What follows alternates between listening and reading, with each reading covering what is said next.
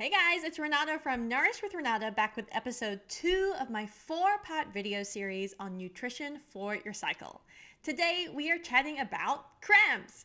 80 to 90% of women report having painful periods, and up to 10% of women have pain severe enough to disrupt their life. Menstrual pain can also be genetic too. But did you know that there are actually foods that you can eat that will help reduce the severity of period cramps? Yes, it's true. First, we need to talk about why you experience period cramps because this will help explain why these foods work. There are two types of painful periods, also known as dysmenorrhea, the primary and the secondary. Each type has a different cause. Primary dysmenorrhea or painful periods are the most common kind. They're caused by having too many prostaglandins, which are hormone-like chemicals that your uterus creates. These chemicals cause the muscles of the uterus to tighten and then relax in order to release the uterine lining during the menstruation phase. This temporary muscle contraction also temporarily blocks the oxygen supply to the uterus, which releases chemicals that trigger pain. Higher prostaglandin levels means more pain. So these cramps may occur a day or two before your period and can last for a few days or sometimes longer depending on the individual. Secondary dysmenorrhea starts later in life. It's often caused by conditions that affect the uterus and other reproductive organs, such as endometriosis and uterine fibroids. This pain may become more severe over time, especially if the chronic conditions worsen. Reducing pain from these types of conditions really needs the help of your doctor. So for the purposes of this episode, we're talking about primary dysmenorrhea or cramping. And here are my top 3 foods to help minimize period cramps and why. Number 1, omega-3 and vitamin E rich foods.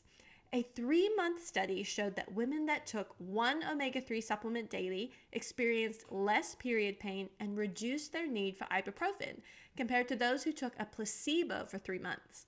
In addition, pairing the omega-3 supplement with about 200 IUs of vitamin E effectively relieved menstrual pain when compared to a placebo. Some examples of omega-3 rich foods are flax seeds, fatty wild-caught fish like salmon and trout, chia seeds, and walnuts.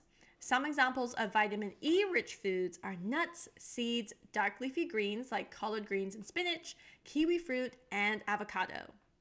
Food number 2 is chocolate. Yes, I said it. So this is a really fun study that I found. It's a study of 90 medical students with severe dysmenorrhea who were split into 3 groups. 1/3 of the women received 120 grams of dark chocolate. The second group received 120 grams of milk chocolate, and the third group did not receive any chocolate. The chocolate was given to the women on the onset of their PMS until the second day of menses, and their pain was measured on a scale of 1 to 10.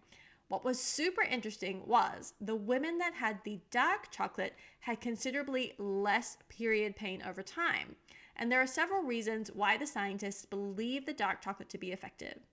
Firstly, magnesium. This may affect the creation of prostaglandins, as well as influencing the contractility, tone, and relaxation of muscles in the body, including the uterine smooth muscle. I talk more about magnesium and chocolate in my episode on cravings. Number 2, it's all about calcium. So it's reported that calcium is actually lower in people suffering from premenstrual syndrome. So taking calcium from food may actually help to reduce primary dysmenorrhea. And number 3 is gamma-aminobutyric acid, also known as GABA, which is an amino acid and neurotransmitter in the central nervous system. It helps to create a calming effect on the nervous system, as well as helping to increase serotonin, one of those feel-good hormones produced primarily in the gut, and L-taurine, which helps to relax the whole body. So as you can see, dark chocolate not only tastes good, but it has some incredible compounds in it that can be really helpful for minimizing period pain. And my third food is boron. So boron is an important trace mineral found in many foods that has a multitude of functions, including impacting the body's use of estrogen, testosterone, and vitamin D, reducing inflammation, and helping to boost the absorption of magnesium. A study of 113 university students had a case group consuming 10 milligrams per day of boron for 2 days before their menstruation phase started and through to the 3rd day. The other group received a placebo. The participants did this for 2 consecutive menstrual cycles and looked at the results. The case group that took the boron supplement had a significant reduction in period pain compared to the control group. So, where do you get boron from? Boron is found in raisins, almonds, hazelnuts, apricots, beans, and prunes, just to name a few. About 2/3 of a cup of raisins gives you almost 5 grams of boron, and 2/3 a cup of almonds gives you about 3 grams.